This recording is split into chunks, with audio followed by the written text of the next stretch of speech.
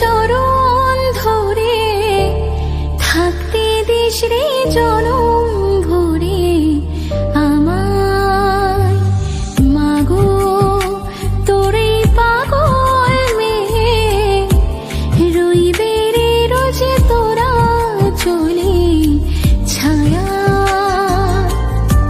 তুই নাকি মাংসার ভোজনী, তোর কাছে নয় কিছুই কঠিন। তোর ওই দুটি চরণ তলে থাকবো জীবন। শ্যামা মা তোর চরণ